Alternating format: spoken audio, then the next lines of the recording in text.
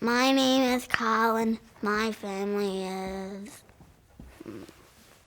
If you ever want to go to a house and have some fun, it'd definitely be mine. Our house is a circus. Just a lot of coming and going. It's 100 miles an hour, 24/7. It's a crazy house. Sophia!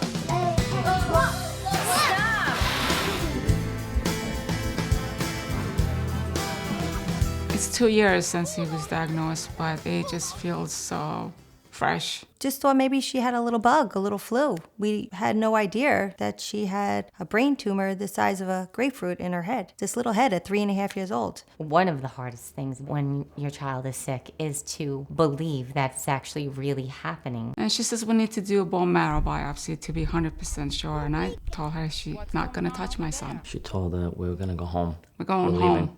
My name is Jessie. I have leukemia. I'm Catherine, and I have thyroid cancer. My name is Zach, and my older brother Lucas was diagnosed with brain cancer when I was 9 years old. I would do it. No. Because I had cancer. Because she had cancer. Because she was in the hospital. I'm Amelia, and I have leukemia. 1 second. I gotta comb my hair to make myself look beautiful. This one. I'm the director of the Family Support Program for Friends of Karen. We provide support from the time the child's diagnosed. My little brother's name is Folahan, and he has a blood disorder called sickle cell. Our goal really is to make a family's life it's never easy, but as manageable and as normal as possible when they're dealing with the critical illness of one of their children. Initially, you're afraid, and you really don't know how it's going to impact your whole life. When Catherine first got sick, we felt like we were good, we had it under control, and then we realized it was getting harder every month. Your finances change, the routine in the house changes. And now when is he going in? So we sit down with the families and we really do the math. Is this paid or does it need to be paid? I couldn't work. I had to take care of my daughter. Someone had to stay back, and that was me. We couldn't even open our cabinet because all the bills and papers would just come right at us. So we constantly keep it closed. We were not comfortable asking for help. We were not comfortable showing people that we might need help. When my wife called me and she says, "Ma, this year she took all our bills." I'm like, yeah, what is she gonna do with them?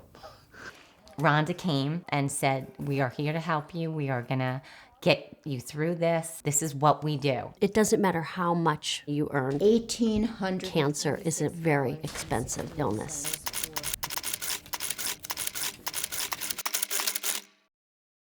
My 10-year-old had a lot of emotional problem in the beginning. Sometimes it made me feel sad, like feel bad for him, but sometimes it made me feel mad. And I'll never forget Darius saying, "Is my sister gonna die?" And not realizing that an 11-year-old would even think about that or know about that. We come in with our sibling support program and raise awareness. Every Saturday, Melinda came in. She like bonded with Jake. It was amazing, his attitude after Melinda left.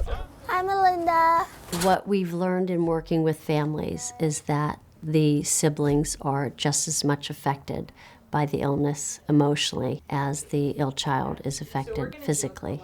My mom is usually with her a lot. It brought more stress in the family. I didn't want to talk to anybody because I felt like this was going to be like a heartbreaker. They're afraid, confused about the illness. I thought it was like a really deadly disease. I thought you could catch cancer. It was just better for them to understand so they wouldn't be upset all the time. That gave me a lot of comfort to know that they understood what was going on. I appreciate Friends of Karen because they give us an opportunity to express our feelings. It just helps to get rid of the stress of keeping it in. I love just getting my feelings out on paper.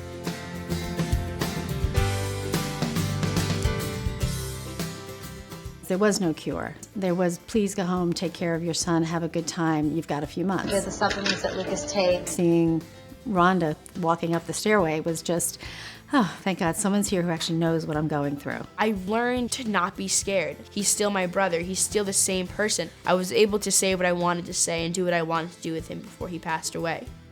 Rhonda did a remarkable job teaching me how to keep his memories alive.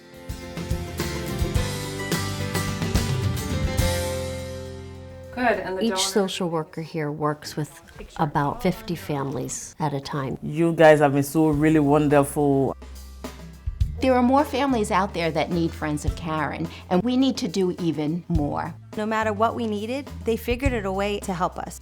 They were like best friends. The kind of friend that you just know is going to be there and you don't even have to explain what you need. Who knows the person you are and is able to speak to your soul about the most painful thing in the world. I guess the most I get from Friends of Karen is just really caring.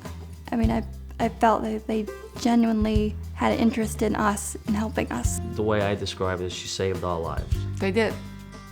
I don't know how we would have done it without them.